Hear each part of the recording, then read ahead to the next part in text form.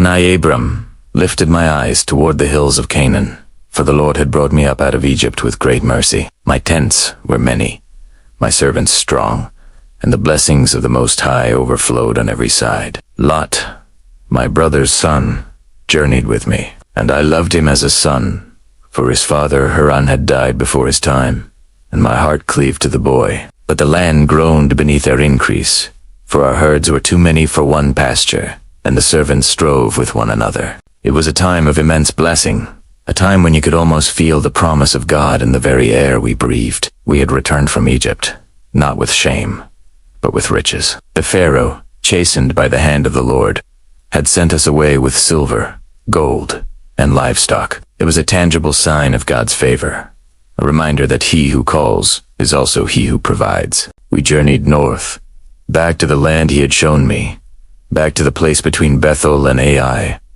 where I had first built an altar and called upon his name. Pitching my tent there again felt like coming home. The air was familiar, the shape of the hills a welcome sight. I knelt at that altar of rough stones, a monument to my first steps of faith in this land, and I gave thanks. The journey had been long, the path uncertain, but his faithfulness was a constant, steady flame in the darkness. Lot was with me, my nephew. He was more than a nephew, really. He was the closest thing to a son I had. Sarai and I, we were still without child, and my heart had found a place for Lot.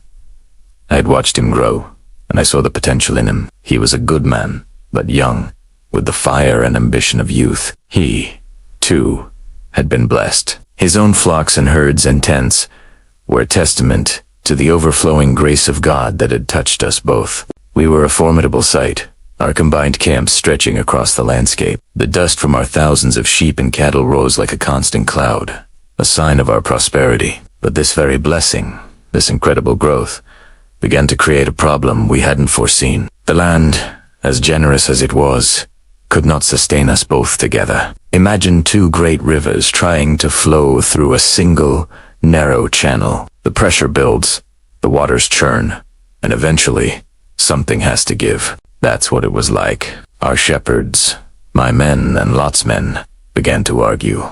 They were good men, loyal, but they had a duty to the animals in their care. Your sheep are grazing where my flock was meant to be. One would shout, you drew too much water from the well. Now there is not enough for our cattle. Another would complain. The tension simmered, day after day. It was a constant source of friction, small sparks that threatened to ignite a much larger fire. And to make matters worse, we were not alone in this land. The Canaanites and the Perizzites lived there too. Our squabbling was a poor witness, a display of division before those who did not know our God. It grieved my heart to see this strife between our households, between family. One evening, as the sun set and painted the sky in shades of orange and purple, I knew I had to act. This could not continue. The bond between me and Lot, the unity of our family, was far more precious than any number of sheep or goats. I called him to my tent. He came, his face etched with the same concern I felt. I looked at him, this young man I loved, and I said, Lot, let there be no strife between you and me, or between my herdsmen and yours. We are a family. This is not right. He nodded, his eyes fixed on mine. The whole land, I told him. The whole land is before us. Let's separate. It's the only way to find peace. Then I did something that perhaps some would call foolish. I gave him the choice. I was the elder, the patriarch. By right, the choice should have been mine. But I wanted to show him that my love for him and my desire for peace was greater than my right to the best land. If you take the left, I said, then I will go to the right. If you go to the right, then I will go to the left.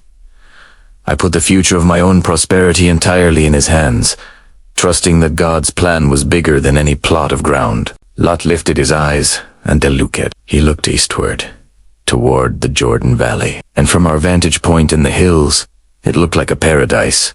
It was well watered everywhere, like a lush garden, reminiscent of the fertile Nile delta we had left behind in Egypt. The river snaked through a plain of the most vibrant green. It was a tempting sight, a land that promised ease and abundance. It looked like a place where a man could build something great, a place of power and wealth. Before the Lord had brought judgment upon Sodom and Gomorrah, that valley was like the very garden of the Lord.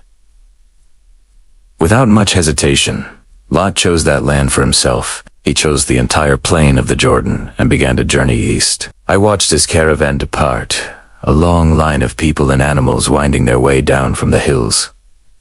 Toward the green valley, we said our goodbyes.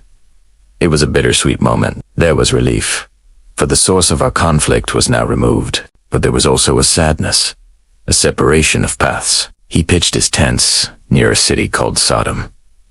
I had heard whispers about the people of Sodom, that they were wicked, their lives a flagrant offense against God. A shadow of unease fell over me as I thought of Lot and his family living so close to such a place. He had chosen based on what his eyes could see, on the promise of worldly wealth. After Lot had gone, I stood alone on the hillside. The land around me seemed barer now, quieter. The vastness of our combined camp was gone, and my own portion felt diminished. In that moment of quiet, of potential doubt, the Lord spoke to me. It wasn't an audible voice that shook the mountains, but a deep, unshakable knowing in my spirit. Lift up your eyes now, he said, and look from the place where you are. Look north and south, and east and west. All the land that you see, I will give to you and to your offspring forever. My heart. I looked, and I saw not just the rocky hills of Canaan, but a promise. I saw a future. He continued, I will make your offspring as the dust of the earth, so that if anyone could count the dust, then your offspring could be counted. As the dust of the earth, I looked down at the ground, at the countless specks of sand and soil. It was an impossible number, a promise of descendants so numerous they would be beyond calculation. This, he promised to me, a man with no son, a man whose wife was barren. It was a promise that required not sight, but faith. Arise, he said. Walk through the length and the breadth of the land, for I am giving it to you. And so I did. I broke camp and moved my tents. I didn't go to a bustling city or a fertile plain. I went to Hebron, by the great trees of Mamre, and I settled there. And the first thing I did, the very first thing, was build another altar to the Lord. Not an altar of complaint or questioning, but an altar of gratitude, an altar of faith. Lot had chosen the well-watered plain, but I had chosen to trust the giver of the water. He had looked with his eyes and chosen for himself. I had looked with my heart and received a promise from God. And in that rugged land, under the shade of those ancient trees, I knew, with a certainty that settled deep in my bones, that I was exactly where I was meant to be. The best land wasn't about the greenest grass, but about the presence of God. And there, in Hebron, his presence was my inheritance. Thanks for watching. If this story touched you, please like and subscribe for more. Even thousands of years after it was first told, it's a story about choices, about compromises, and about how small steps in the wrong direction can lead us to places we never intended to go. We're talking about Lot, Abraham's nephew, and his fateful decision to pitch his tent near Sodom.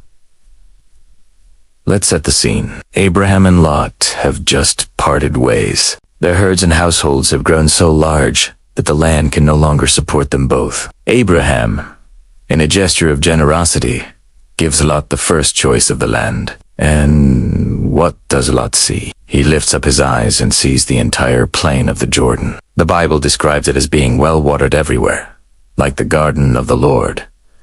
It was lush, green, and incredibly appealing. It was the prime real estate of its day, and in the heart of this fertile plain were the cities of Sodom and Gomorrah.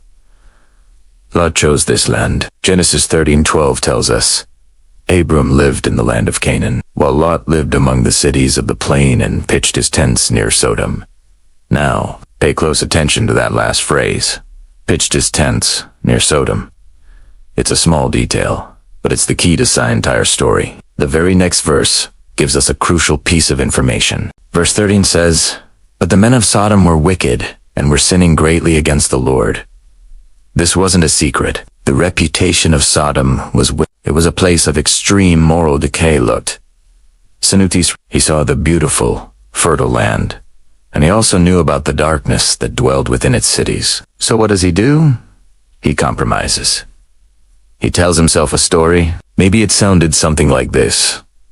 I can live asterisk near asterisk them. But not asterisk with. Asterisk then, I'll take advantage of the economic opportunities, the fertile ground. The good life. I'll benefit from the location, but I won't participate in their lifestyle. I can keep my family separate. I can maintain my values. I'll just be a neighbor. Does that sound familiar? How many times have we told ourselves a similar story? I'll just watch this one show.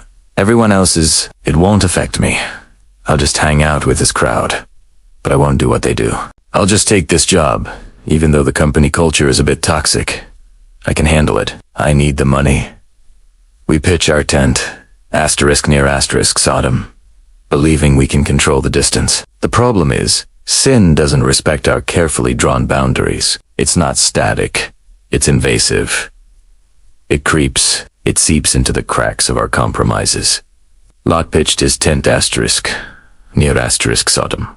But that's not where the story ends. If we fast forward a bit in the book of Genesis, 2, chapter 19, where do we find Lot? He's no longer in a tent on the plains. Genesis 19:1 says the two angels came to Sodom in the evening, and Lot was sitting in the gateway of the city. This is a massive shift. In ancient times, the city gate was the center of civic life. It's where business was transacted, where legal judgments were made, and where the city elders and influential people gathered. Lot wasn't just living asterisk in asterisk Sodom anymore. He had become a man of standing asterisk within asterisk Sodom. He had moved from the outskirts to the very heart of its society. His tent on the plains was a distant memory. He was now fully integrated. His compromise had run its full course. He started by wanting the benefits of Sodom without the baggage of Sodom, and he ended up to his neck in it. And look at the devastating cost. When the time came for God's judgment, and the angels urged him to flee, Lot had to be literally dragged out of the city. He hesitated. Why? Because his life was there. His home, his possessions, his social standing, he was entangled. And the tragedy deepens. Think about his family. His sons-in-law thought he was joking when he warned them to escape. His message had no credibility. Why would it? He had been living among them, participating in their culture. His actions had spoken louder than his last-minute words of warning ever could. His compromise didn't just affect him, it desensitized his family. They couldn't see the danger because Gigit's father had led them to live comfortably in the middle of it. And of course, there's the heartbreaking image of Lot's wife. As they fled, she looked back. She couldn't let go. Her heart was still in Sodom, with the life and the things she was leaving behind. She had become so attached to the culture of Sodom that she disobeyed a direct command from God to save her own life, and she paid the ultimate price, becoming a pillar of salt. Lot's story is a powerful, cautionary tale. It starts with a seemingly small, pragmatic decision, a compromise, just pitching a tent asterisk near asterisk. The problem, he likely rationalized it, minimized the risk, and focused on the benefits. But the gravitational pull of that environment was stronger than he ever imagined. Little by little, the distance closed. The tent moved from the plain to the suburbs, and from the suburbs to a house criterios, in the city center, right at the gate. This is the nature of compromise. It's a slippery slope. What we tolerate today, we will embrace tomorrow. The standards we lower just a little bit to fit in or get ahead will eventually become our new normal. We think we can dabble in the world without being stained by it, but it rarely works that way. The culture we immerse ourselves in will inevitably shape us. It will shape our thinking, our desires, and our values. So the question for us today is, where are our tents pitched? What are the Sodoms in our lives? It might not be a city. It might be a relationship, a media habit, a career path, an attitude, or a secret indulgence. It's that thing we know is spiritually unhealthy, but we keep it nearby because it offers some perceived benefit, pleasure, acceptance, or financial gain. We tell ourselves, I can handle it. I'll just stay on the edge. Lot's story screams a warning to us. You can. The edge is a dangerous place to live. The slow creep difficult aids from near Sodom to, in the city gate, is a well-trodden path. It's a gradual, almost unnoticeable slide. By the time we realize how far we've gone, we are often deeply entangled, and the cost of extraction is devastatingly high. The good news is that we serve a God of grace. Even in the midst of Sodom, God sent angels to rescue Lot. He made a way out, and he does the same for us. If you feel like you've pitched your tent too close to danger, or maybe you're already sitting in the city gate, it's not too late. The call is the same. Flee. Don't look back. Don't hesitate. This requires honesty. It requires us to stop rationalizing and making excuses. We need to take a hard look at where we set up camp and have the courage to pull up the stakes and move. It might mean giving something up. It might mean walking away from a situation that feels comfortable or profitable. But spiritual safety and our relationship with God are worth more than any fertile plain the world can offer. Let's learn from Lot. Let's choose the high ground with Abraham, even if it looks less glamorous. One evening, as the sun bled crimson across the desert sky, a breathless servant came, stumbling into my camp. His face was pale, his eyes wide with terror. He gasped for air, his words tumbling out in a frantic rush. My lord Abram, the kings of the nations.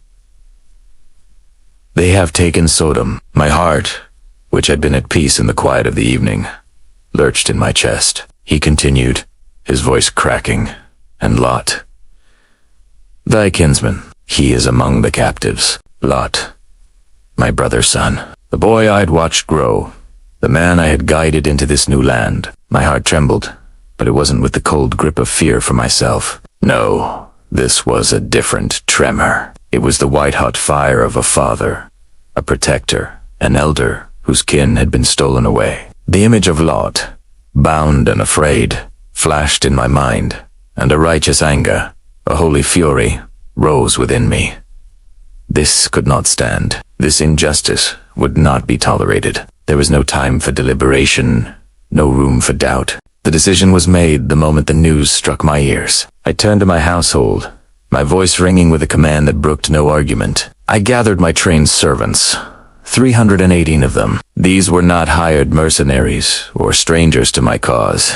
These were men born in my own house, men who had eaten at my table, men whose loyalty was forged in shared life and shared faith. They were shepherds, yes, but they were also warriors when called upon. They were my sons, in spirit if not by blood. Their eyes met mine, and in them I saw no fear, only the same steely resolve that burned in my own soul. They knew Lot. They knew what was at stake. We armed ourselves swiftly, under the silent gaze of the emerging stars. There was no grand speech, no trumpet fanfare. There was only the quiet, efficient clang of metal, the rustle of leather, and the determined set of every man's jaw. We were a small band against an alliance of victorious kings, a household against an army. By worldly standards, it was madness. But we were driven by something far more powerful than worldly might. We were driven by love, by duty, by the unshakable conviction that we were doing the will of the Almighty. We moved as a single unit, a shadow gliding over the moonlit hills. We pursued them north, tracking the great host of the victorious kings. We were a wolf pack on the trail of lions, silent, relentless. For days and nights we marched, our pace never faltering. The desert itself seemed to hold its breath as we passed. We proceed on pushing our bodies to the limit, fueled by the image of Lot and the burning need for his deliverance. We traveled past Hobah, on the left hand of Damascus, our scouts moving ahead, bringing back reports of the enemy's movements, their campfires a string of arrogant lights in the distant darkness. They were complacent, gorged on victory and spoil. They believed no one would dare challenge them. They underestimated the fury of a man defending his own. Under the cloak of deepest night, we reached their encampment. It was sprawling, chaotic, filled with the snores of drunken soldiers and the restless shifting of stolen livestock. This was our moment. I divided my small force, a tactic born not of military manuals, but of a shepherd's instinct for surrounding a threat. We were to strike from multiple sides, to create chaos and confusion, to make our small numbers seem like a mighty legion. At my signal we fell upon them, not with a roar, but with the deadly precision of a desert viper. The night erupted in shouts of panic and surprise. Tents were overturned, and soldiers, still groggy with wine and sleep, scrambled for weapons they could not find. Our attack was swift, brutal, and overwhelming. We were not there to conquer. We were there to rescue. We moved through the camp like a cleansing fire, our target singular and clear. We fought our way to the heart of the chaos, to where the captives were held. And there, among the frightened faces, I saw him, Lot. His face was streaked with dirt, his clothes torn, but his eyes, when they met mine, shone with a desperate, dawning hope. The sight of him and of his family, his women and his people, reignited the fire within me. We broke their bonds, shielded them with our bodies, and began the fight to extract them from the maelstrom. The kings and their soldiers, now a disorganized rabble, could not mount a coherent defense. They fled into the darkness, scattering like dust in the wind. We had Done Italiano against all odds. We had triumphed. We recovered all the goods, all the plunder they had taken from Sodom. But more importantly, we brought back Lot, his family, and all the captured people. The journey back was not one of gloating triumph, but of quiet, profound gratitude. We had faced the might of kings and had not been found wanting. We had walked into the lion's den and brought our family out, whole and alive. As we drew near to the valley of Shava, the king's dial, a figure emerged to meet us. It was Melchizedek, the king of Salem, and a priest of the Most High God. He brought forth bread and wine. It was not a tribute to a conqueror, but a sacrament, a holy offering. He looked at me, his eyes filled with a wisdom that seemed as ancient as the hills around us, and he blessed me. "Blessed be Abram of the Most High God, possessor of heaven and earth," he said, his voice resonating with divine authority. "And blessed be the Most High God, who has delivered thine enemies into thy hand in that moment." All the fatigue, all the fury, all the struggle fell away. I understood. It was not my strength, not the courage of my 318 men, not our strategy that had won the day. It was the hand of the Almighty. He had delivered them into our hand. Melchizedek's blessing was a confirmation, a seal upon the truth that had guided me from the moment I heard of Lot's capture. We were but instruments of a power far greater than any earthly king. Then another king approached, the king of Sodom. He was humbled, his arrogance stripped away. "Aside to me, give me the persons, and take the goods to thyself." He saw the world in terms of plunder and possessions, but I had just been blessed by the priest of the Most High God. My perspective had been lifted from the dust of the earth to the expanse of the heavens. I raised my hand and swore an oath. I told him, "I will not take from a thread even to a shoelace, and I will not take anything that is thine, lest ye should say, I have made Abram rich." I wanted no man, especially not a king of a city like Sodom, to ever claim he was the source of my prosperity. My wealth, my victory, my very life came from one source alone, the Most High God, the possessor of heaven and earth. I would take nothing for myself, save only that which the young men who fought with me at Eden, and a portion for my allies, who had joined the cause. My reward was not in gold or silver. My reward was the safety of my kinsmen. My reward was the blessing of Melchizedek. My reward was the knowledge that my God was with me. And so we returned to our tents, not as conquerors laden with spoil, but as a family, restored and whole. The night of terror had given way to a morning of deliverance, and I, Abram, knew more surely than ever before that my path was guided, my house was protected, and my trust was in the one true King, the possessor of heaven and earth. This victory was not the end of my journey, but a profound milestone, a testament to the fact that when we move in faith and act for the sake of those we love, we are never truly alone and never without hope. Thank you for joining me on this journey through one of history's most powerful stories. If this account of faith, family, and divine deliverance moved you, Please consider liking this video and subscribing to our channel for more content that explores the depths of these timeless narratives. Hit that notification bell so you don't miss our next chapter. Have you ever been pulled from a fire, only to walk right back into the embers? That's my story. My uncle saved me. He pulled me away from a life that was spiraling downwards, a place I knew was poison. And what did I do? I went back. I returned to Sodom. Why?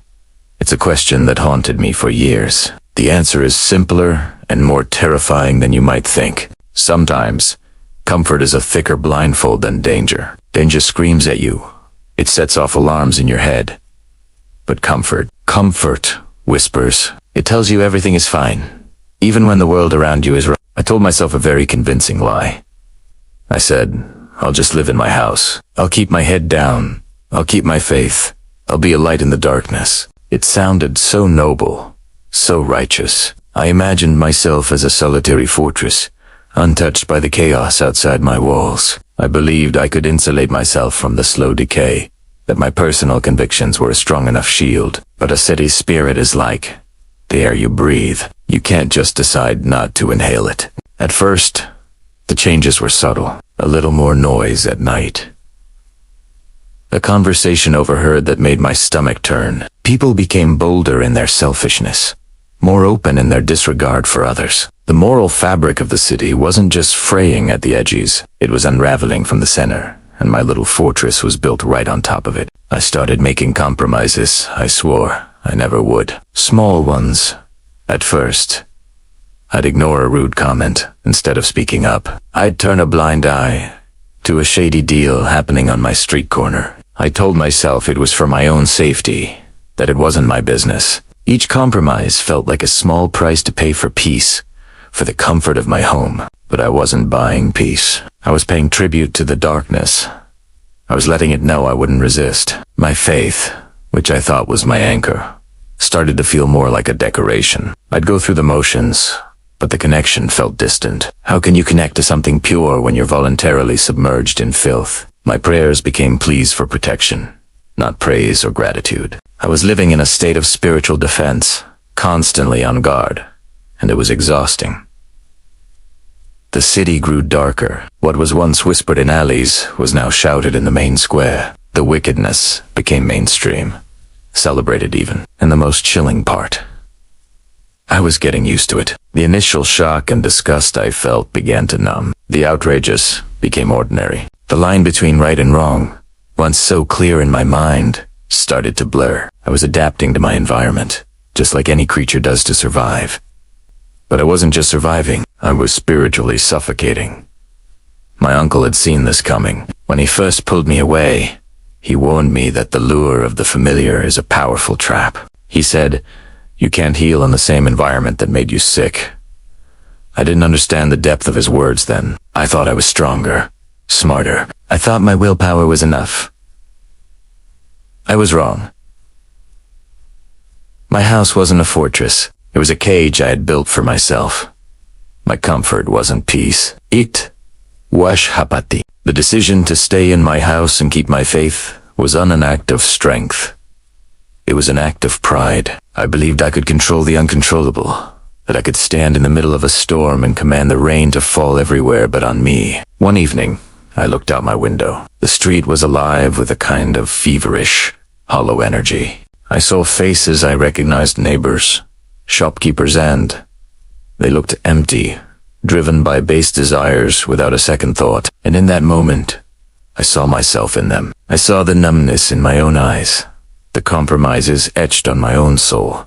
The darkness wasn't just outside my door anymore. I had let it in, one small, comfortable compromise at a time. That was the night I finally understood. I couldn't be a light in a place that was determined to extinguish all light. My presence wasn't changing the city. The city was changing me. The comfort I had clung to was a poison, slow-acting but just as deadly as the immediate dangers I had first fled. Leaving the second time was harder than the first. The first time, I was pulled away. The second time, I had to choose to walk away myself. I had to abandon the comfort I had built, the familiar streets, the lie I had been living. It meant admitting I was wrong, that my uncle was right, that I was not strong enough to live in Sodom and remain clean. It was the most humbling and liberating decision of my life. I left with nothing but the clothes on my back and a painful, vital lesson.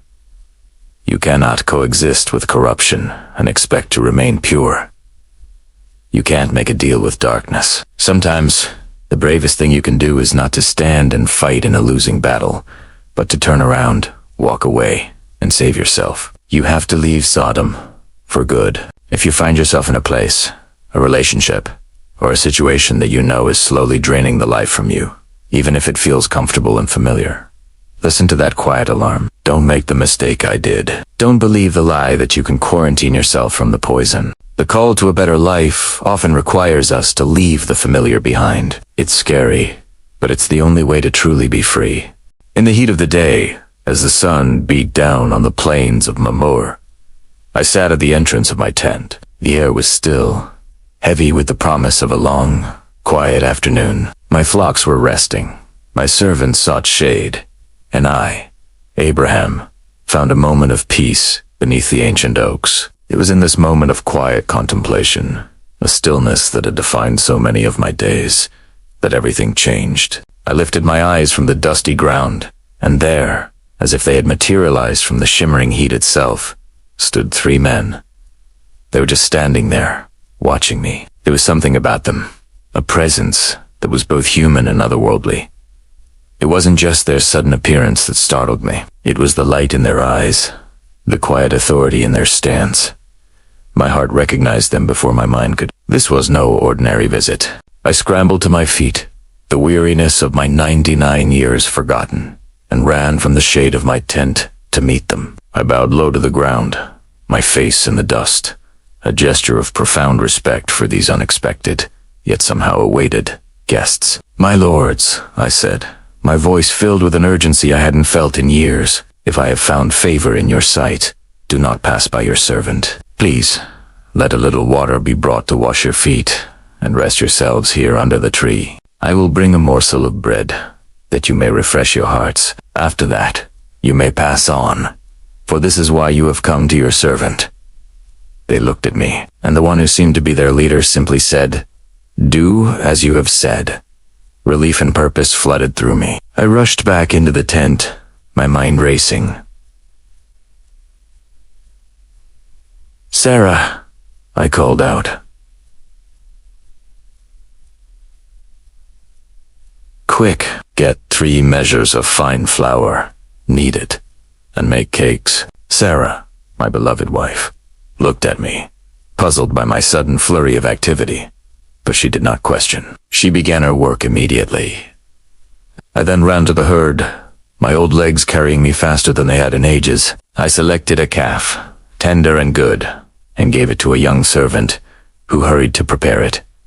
Hospitality was our way, but this was different. This was a divine appointment, and I knew every detail had to be perfect. Once the meal was prepared, the tender calf, the fresh cakes, the curds and milk, I brought it all out to them under the oak tree. I stood by them as they ate, serving them, watching them. The silence was not awkward. It was full of unspoken meaning, a sacred communion under the ancient branches. I waited, knowing they had not come all this way, simply for a meal. Their purpose was yet to be revealed. Then, the leader, the one whose eyes held the depth of eternity, broke the silence. He looked directly at me and asked, "Where is Sarah, your wife?" A simple question, yet it sent a shiver down my spine. "She is in the tent," I replied, gesturing behind me. And then he spoke the words that would echo through generations, the words that would shatter the foundations of our reality. "I will surely return to you about this time next year," he declared. "And behold, Sarah, your wife, shall have a son." Inside the tent, just behind the flap where she had been listening, I heard a sound. It was Sarah. She was laughing. It wasn't a laugh of joy or amusement. It was a laugh of disbelief, a bitter, silent laugh to herself.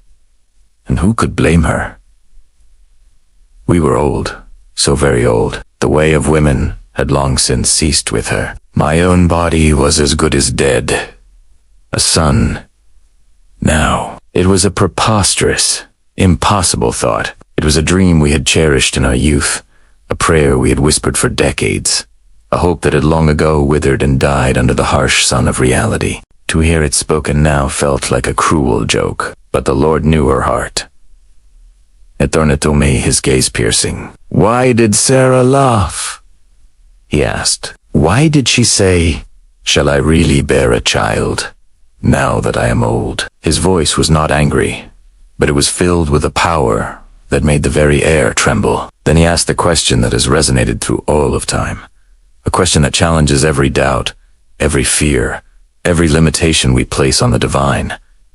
Is anything too hard for the Lord? My heart pounded in my chest. Sarah, now fearful, came out and denied it. "I did not laugh," she said, her voice trembling. "But he knew." "No," he replied gently, "but you did laugh." There was no condemnation in his words, only a profound statement of fact. He saw her doubt. He understood her weary heart, but his promise remained unshaken.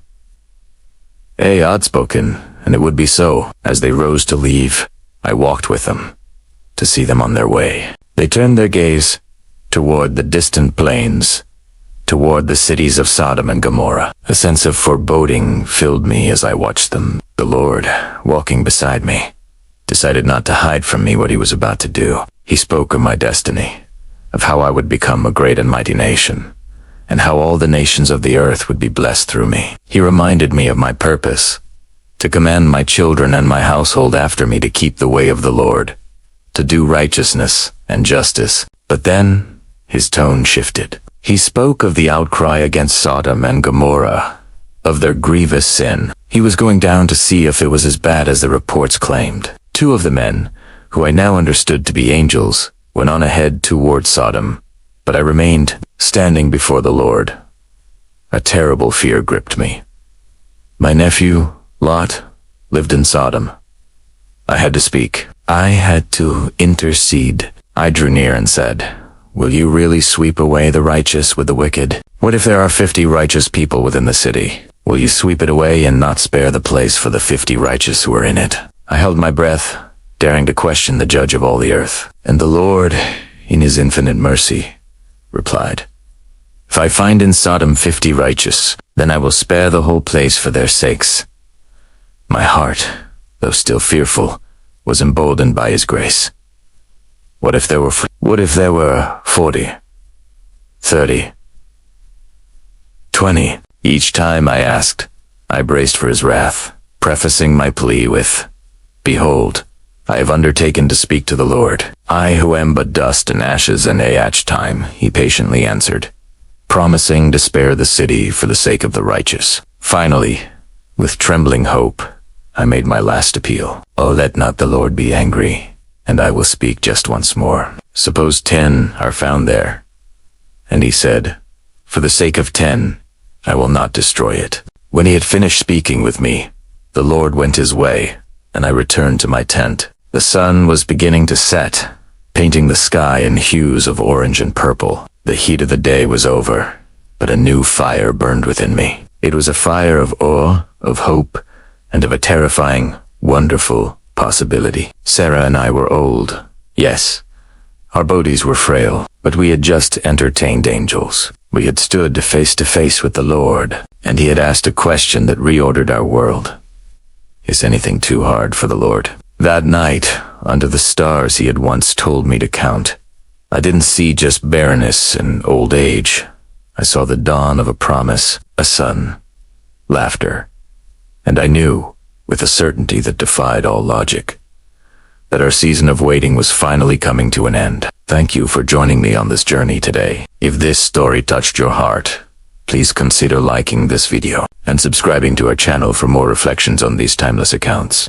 Have you ever felt completely powerless, like the world is spinning out of control, and there's absolutely nothing you can do about it? Today, we're diving into a story about a man who faced an impossible situation, stood before the Almighty, and dared to ask, what if? This is the story of Abraham, a man who stared into the face of total destruction and chose not to look away. It all starts on a hot, dusty afternoon. 3 mysterious visitors appear at Abraham's tent. He doesn't know it yet, but he's hosting angels, and God himself is among them. After a meal and a startling prophecy that his elderly wife Sarah will have a son, 2 of the visitors head toward the city of Sodom. But one remains with Abraham, and what happens next is one of the most breathtaking conversations in all of Scripture. The Lord reveals his plan. The outcry against Sodom and Gomorrah is so great, their sin so grievous, that he is going down to see if it's as bad as the reports say. And if it is, judgment is coming. Fire and brimstone. Total annihilation. Abraham's nephew, Lot, lives in Sodom with his family. You can almost feel Abraham's heart drop. The dust must have felt thick in his throat. What could he possibly do? What could he say? This is the moment of truth. He could have just nodded, accepted the divine decree, and mourned for his nephew. But he doesn't.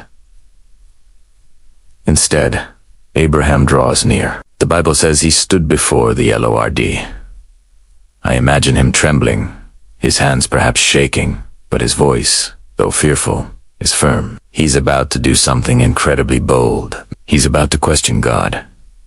He starts with a question that cuts right to the heart of justice. Will he really sweep away the righteous with the wicked? Think about that. He isn't just pleading for his family. He's appealing to God's own character. He's saying, I know who you are. You are just. This doesn't seem like you. It's a masterful, yet humble, challenge. Then he gets specific. What if there are 50 righteous people in the city? Will you really sweep it away and not spare the place for the sake of the 50 righteous who are in it? He pushes further. Far be it from you to do such a thing, to kill the righteous with the wicked, treating the righteous and the wicked alike. Far be it from you. Will not the judge of all the earth do right? Wow. Will not the judge of all the earth do right? Abraham isn't accusing God of being unjust. He's reminding God of his own perfect nature. He's banking everything on God's goodness. And how does God respond? With anger, with a lightning bolt? No.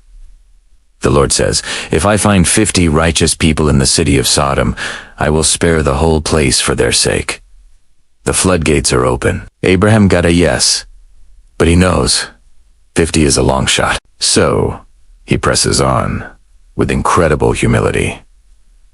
Now that I have been so bold as to speak to the Lord, though, I am nothing but dust and ashes. What if the number of the righteous is 5 less than 50? Will you destroy the entire city for lack of 5 people? He's bargaining now, chipping away at the number. He's like a father pleading for a son's life. And again, God's patient reply, if I find 45 there, I will not destroy it. Abraham is on a roll. He can't stop. The fate of thousands hangs in the balance. What if only 40 are found there? And the Lord says, for the sake of 40, I will not do it. The tension is incredible. You can feel Abraham's desperation growing, but also his courage. He is having a real, raw, back-and-forth conversation with the Creator of the universe. He speaks again, pleading, may the Lord not be angry, but let me speak. What if only 30 are found there? And the answer is the same. I will not do it if I find 30 there. Each answer from God fuels Abraham's boldness. He's found a well of mercy, and he's going to draw from it as long as he can. He takes a deep breath. Now that I have been so bold as to speak to the Lord, what if only 20 are found there? The number keeps dropping. We're a long way from 50 now. Surely God's patience must be wearing thin, but it isn't. The Lord replies, for the sake of 20, I will not destroy it. This is it. The final plea. Abraham knows he's pushing his luck. He prefaces it with one last appeal for mercy. Oh, do not let the Lord be angry, and I will speak just once more. What if only 10 are found there? 10. A tiny remnant. Just 10 righteous people in a city teeming with wickedness. Can 10 good people save a city? And the final, gracious answer from God comes. For the sake of 10, I will not destroy it. And then the conversation ends. The Lord went on his way, and Abraham returned to his tent. The deal was struck. 10 10 righteous people would be enough to save everyone. Abraham did everything he could. Interceded. He stood in the gap between a holy God and a sinful city, and he pleaded for mercy based on God's own righteousness. Now, we know how the story ends. The angels couldn't even find 10 righteous people in Sodom. They dragged Lot and his family out just before the judgment fell. So, was Abraham's prayer a failure? Absolutely not. His prayer saved Lot and his daughters. His bold intercession bore fruit. But the bigger lesson here is for us. This story isn't just ancient history. It's a profound look into the heart of God and the power of prayer. God wasn't annoyed by Abraham's questions. He welcomed them.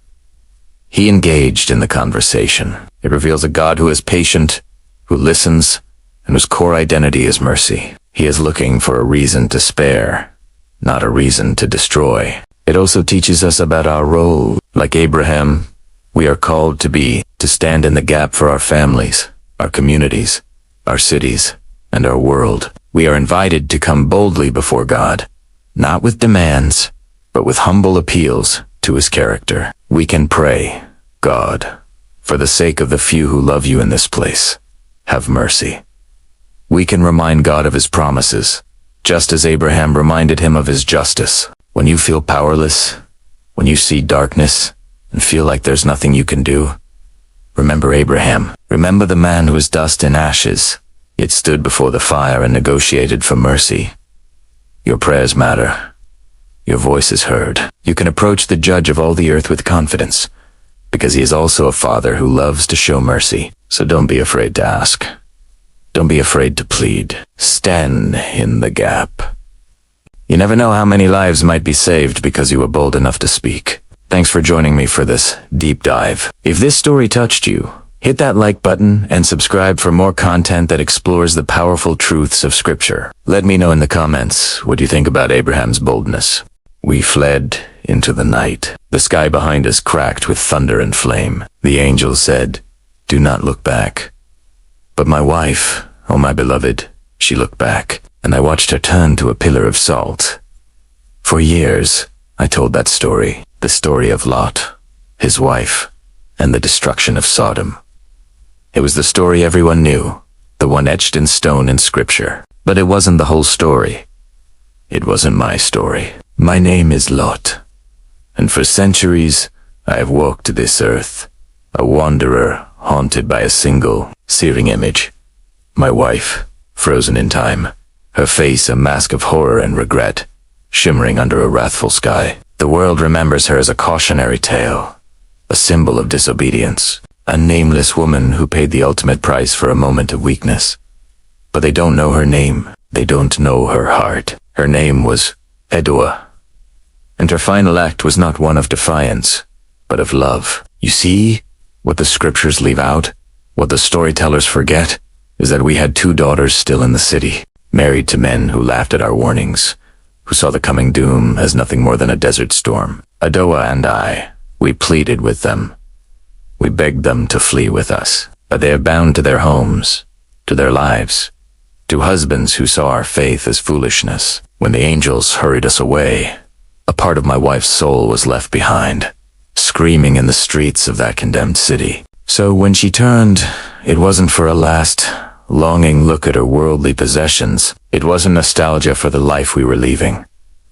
It was a mother's instinct, a desperate, final glance over a shoulder, hoping, praying, to see the running figures of our children emerging from the smoke. She was looking for our daughters. In that last moment, her heart chose them over her own salvation. Her disobedience wasn't against God. It was an act of profound, heartbreaking love for the children she couldn't bear to abandon. I didn't understand it then. I was blinded by fear and the thunderous voice of divine command. I saw only the salt, the symbol of her sin. I carried that image, and the shame, for lifetimes. I wandered through deserts and rising empires, a ghost of a man, my own heart calcified by grief and misunderstanding. I saw civilizations rise and fall, each one building its own version of Sodom, its own towers of pride and ignorance, and in every city, in every crowd, I searched for a face that looked like hers, a heart that beat with her courage. For a long time, I was angry at God for such a cruel punishment, angry at my sons-in-law for their foolish pride, angry at my daughters for staying, but most of all, I was angry at myself for not understanding, for seeing her final act as a failure instead of the ultimate sacrifice. I, who was saved, lived a life of emptiness. She, who was condemned, died with a heart full of love. Who was truly punished?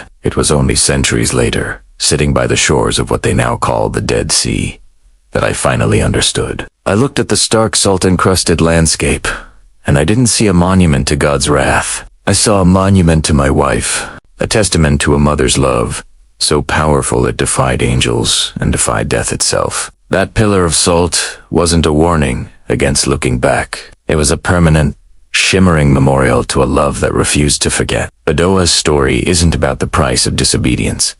It's about the costs of love. It's a reminder that sometimes the greatest acts of faith aren't about blind obedience, but about following the compass of your own heart, even when it leads you into the fire. She didn't just turn to salt. She became the salt of the earth, preserving the memory of a love that even the wrath of heaven could not erase. And me, I am no longer just Lot, the man who fled Sodom.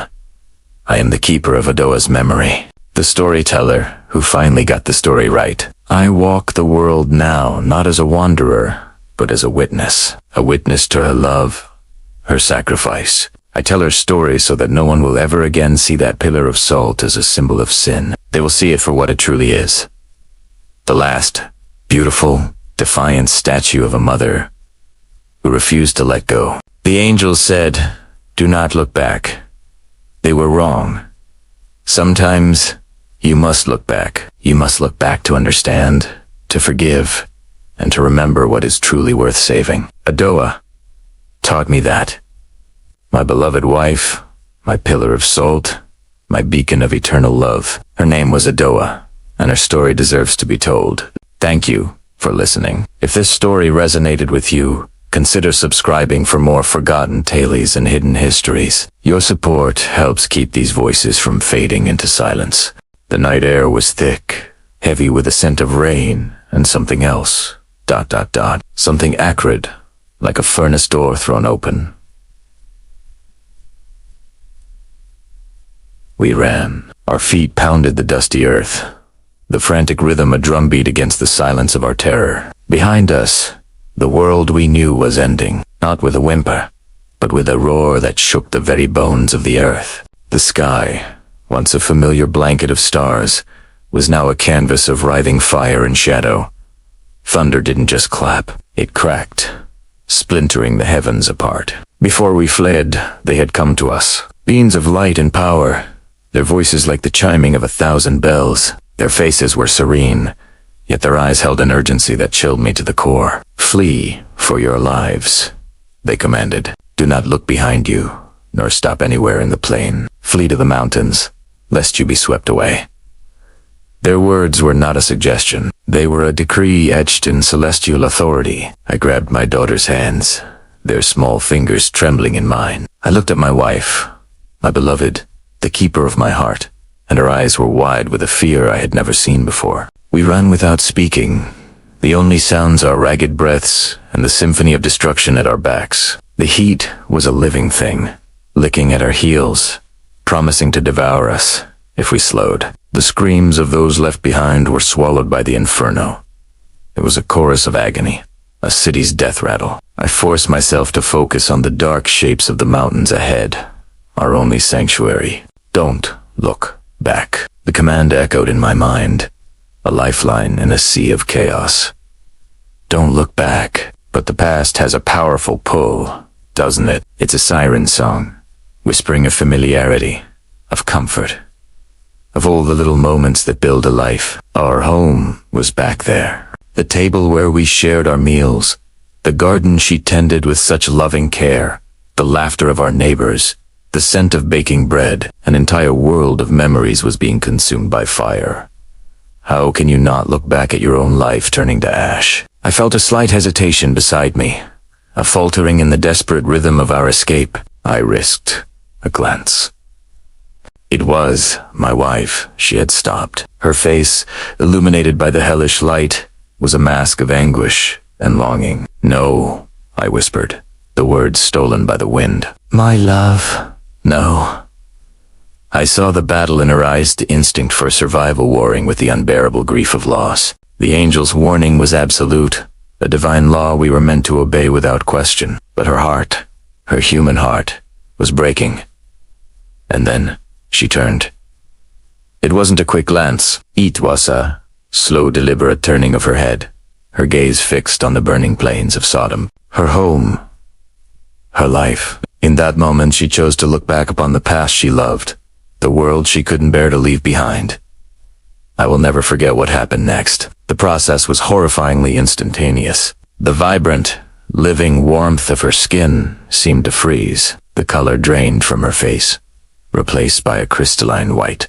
Her form, the beautiful shape I knew better than my own, stiffened and solidified. Her eyes, which had just held such profound sorrow, became opaque, glassy orbs. The fabric of her clothes fused into the same brittle, white substance. She became a statue, a monument to her own grief, a pillar of salt, glistening grotesquely in the flickering light of the apocalypse.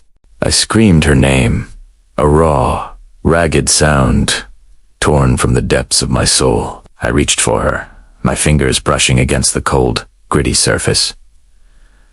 It wasn't her. It was a cruel mockery, a salty effigy, where my wife had stood just a second before. My heart didn't just break. It felt like it was physically ripped from my chest. The pain was a white-hot agony, more searing than the flames behind us. My daughters were wailing, their small hands pulling at my robes. "Father, we must go. Father." Their cries cut through the fog of my despair. I had to choose: stay and perish with the memory of my wife, or take our children and flee toward a future that now felt empty and desolate. The choice was no choice at all. With a final, soul-shattering look at the salt-encrusted statue that was once my world, I turned my back. We stumbled on toward the mountains, a broken man and 2 orphan girls. The air grew cooler as we climbed, but the chill in my heart was a permanent winter. Every step was a torment, each breath a reminder of the one she would never take again. Why? Why did she look back? Was it defiance? Was it weakness? Or was it simply love? A love for her life, for her home, so strong that she would risk damnation just for one last look. I have replayed that moment a million times in my mind. The command was clear: do not look back. It was a test of faith, of obedience. A test she failed. Or did she? Perhaps in her heart, she knew she could move forward into a new world without acknowledging the end of the old one. Perhaps her final act wasn't one of disobedience, but one of profound, tragic love for what was being lost. I am an old man now. The fire and the thunder are distant memories, like a nightmare that fades with the morning light. My daughters have grown and have children of their own. We built a new life, as the angels commanded, but a part of me never left that plane. A part of me is still standing there, reaching for a statue of salt, screaming a name into the wind. They say she stands there still, a warning to all who would let the past consume them, a testament to the price of looking back. But for me, she is not a warning. She is a memory, a monument not of sin, but of a heart that loved too much to simply walk away. And every time the wind blows from the south, carrying the scent of brine from the Dead Sea, I think of her, my beloved, my wife, my pillar of salt. Thanks for listening to my story. If you've ever felt the pull of the past, maybe you can understand. Don't forget to subscribe for more stories from the annals of time. Have you ever had one of those mornings where you wake up with a heavy heart, a sense of dread you just can't shake? You know something has happened, even before you see it. Imagine being Abraham on a morning just like that. The air is still, the sun is just beginning to peek over the horizon, painting the sky in soft shades of orange and pink. But this isn't a peaceful dawn. There's a lump in his throat, a knot in his stomach. He gets up, his movements deliberate, and walks to that familiar place, the spot where he stood before the Lord, where he pleaded, bargained, and prayed with everything he had. Just the day before, he had been in this exact spot, face to face with God, interceding for the cities of Sodom and Gomorrah. He wasn't just praying for strangers. His nephew, Lot, and his family lived there. Abraham, the great patriarch, the friend of God, had stood his ground and asked, "Will you sweep away the righteous with the wicked?" He bargained God down from 50 righteous people to 45, then 40, 30, 20, and finally, just 10. For the sake of 10, God had promised, "I will not destroy it." Abraham had walked away that day, clinging to that sliver of hope. Maybe, just maybe, there were 10 good people. Maybe Lot would be safe. But now, as he returns to that same spot, the hope has faded, replaced by a chilling anxiety. He shields his eyes and looks out across the plain, toward Sodom. What he sees steals the breath from his lungs. It's not the gentle morning mist he expects. Instead, thick, black smoke billows into the sky, churning and rising like the smoke from a massive furnace. It's a horrifying, unnatural sight against the quiet beauty of the dawn. The air probably smells of sulfur and ash, a testament to the immense destruction that has taken place overnight. The cities he knew, the places where people lived and laughed and worked, are gone, erased from the earth in a storm of fire and brimstone. In that moment, Abraham's heart must have shattered. The smoke wasn't just a sign of a city's demise, it was a funeral pyre. He had filed. His prayers weren't enough. He couldn't find 10 righteous people. And what about Lot, the image of his nephew, his brother's son whom he had raised and protected, flashes in his mind. There's a lot in there. Did he and his family perish in that inferno? The weight of that question must have been unbearable. Abraham, a man of incredible faith, stands there, a lone figure silhouetted against the rising sun, witnessing the terrifying and righteous judgment of God. He's seeing firsthand the consequences of sin, the price of wickedness. It's a somber, humbling, and terrifying sight. But then, the scripture gives us a beautiful turn, a ray of light in the midst of all this darkness and smoke. It says, "So it was that when God destroyed the cities of the plain, God remembered Abraham and sent Lot out of the midst of the overthrow." Think about that. God remembered Abraham in the midst of executing perfect, holy justice. Amidst the fire and the chaos, God's mind was on his friend, Abraham. His heart was moved by the prayers Abraham had prayed the day before. Even though Abraham's specific request to spare the city for 10 righteous people couldn't be met, the heart behind the prayer was not forgotten. God's memory here isn't like ours. He doesn't forget and then suddenly recalls something. When the Bible says God remembered, it means he acted on his covenant, on his relationship, on his promise. He remembered his bond with Abraham, and because of that bond, he acted to save Lot. The rescue of Lot wasn't because Lot was perfect, far from it. We know from the story that he hesitated, that he had to be physically dragged out of the city by the angels. Lot was saved by grace, a grace that flowed directly from God's relationship with Abraham. This is such a powerful lesson for us about the nature of prayer and our relationship with God. Sometimes we pray for specific outcomes, and we don't see them happen exactly as we asked. We might pray for a city, for a nation, for a situation to be spared, and we still see destruction or hardship. It can be discouraging. We might feel like Abraham, looking at the smoke and thinking our prayers were pointless. But this story shows us that God hears the heart behind our prayers. He remembers us, his children. Our intercession matters. It has weight in the courts of heaven, even if the results look different than what we anticipated. Abraham's intercession didn't save Sodom, but it did create the context for God's grace to save Lot. Your prayers might not change an entire situation overnight, but they position you and those you pray for under the canopy of God's grace. God is always listening, and he is always working, often in ways we can't see or understand. He looks at our heart, our faithfulness, our relationship with him, and he acts on that basis. He remembered Abraham, and the good news for us today is that he remembers us too. He remembers us because of an even greater intercessor than Abraham, Jesus Christ. When God looks at us, he remembers the covenant made through the blood of his Son.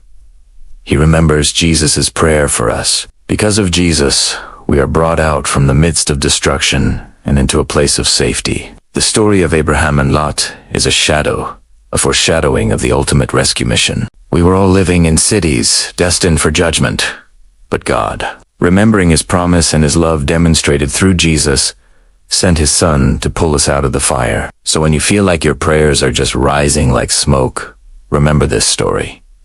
God sees your faithfulness.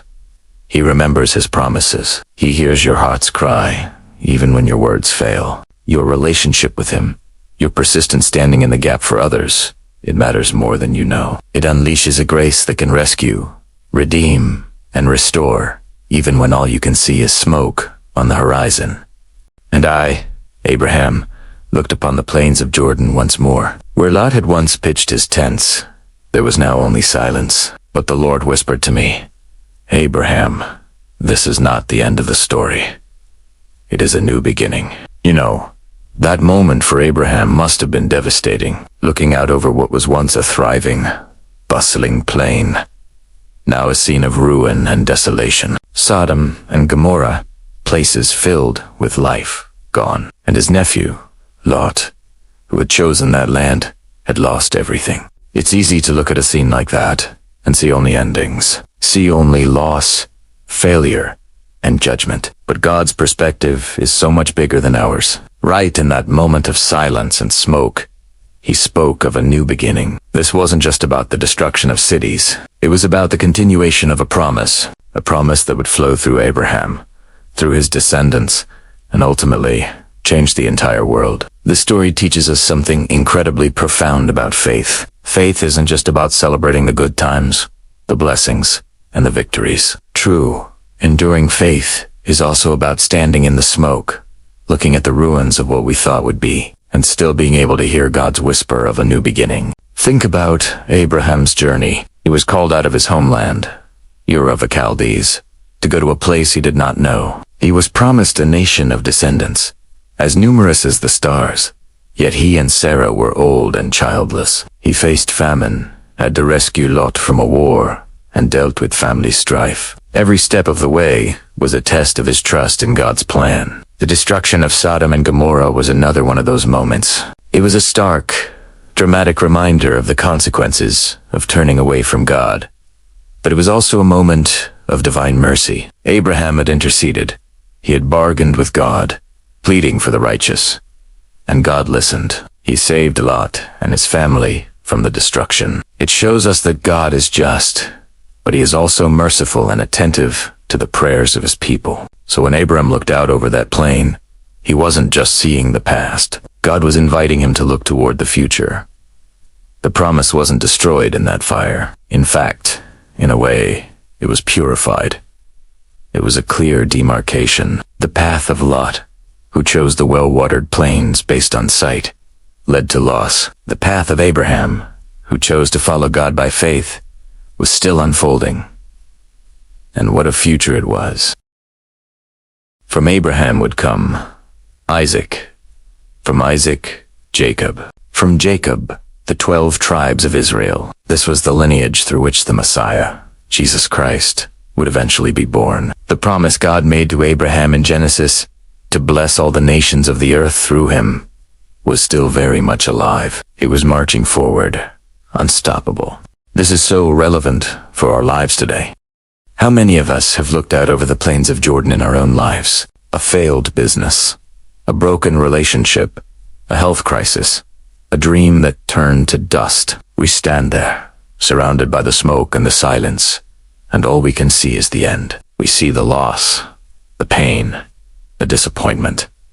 We think, this is it, it's over.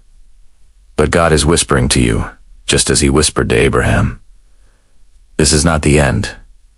It's a new beginning. He is the God of resurrection. He specializes in bringing life out of death, hope out of despair, and new beginnings out of what look like dead ends. When we feel like Lot, having lost everything we chose for ourselves, we need to remember Abraham's faith. We need to turn our eyes away from the ruins and fix them on the promise maker. The destruction of our Sodom and Gomorrah, Those things in our lives that we built on our own strength or worldly wisdom can be the very event God uses to redirect us back to his perfect plan. It's in these moments of silence, after the storm, that God's voice can become the clearest. He strips away the noise, the distractions, the false securities, so that all we have left to cling to is him.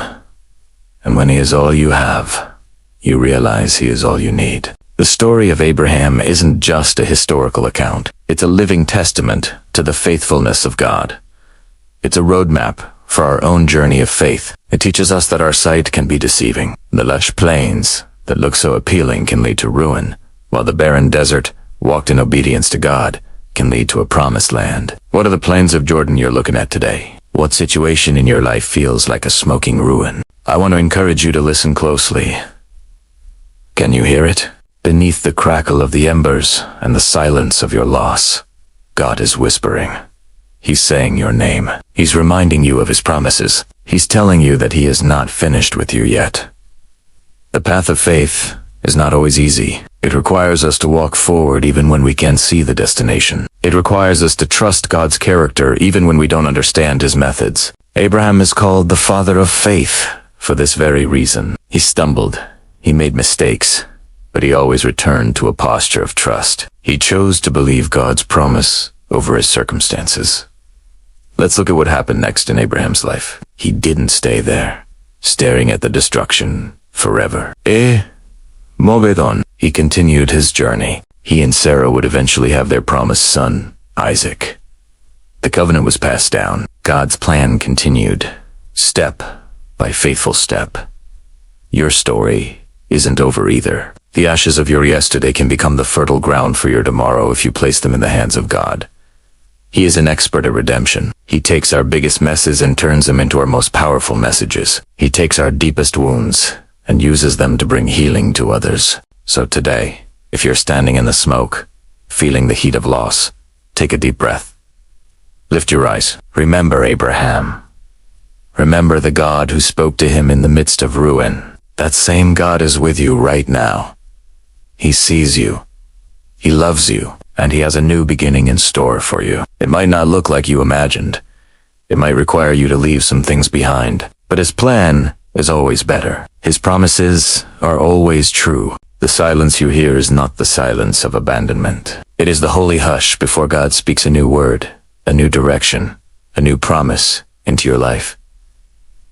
Embrace this moment. Lean into him. Trust that the God who guided Abraham is the same God who is guiding you. The end of one chapter is simply the start of another, more glorious one, written by the author and perfecter of our faith. Thank you so much for watching. If this message resonated with you, please give this video a like and share it with someone who might need to hear it. Don't forget to subscribe and hit the notification bell so you don't miss our future videos. We'd love to hear your thoughts in the comments below. God bless you, and remember, your new beginning is just around the corner.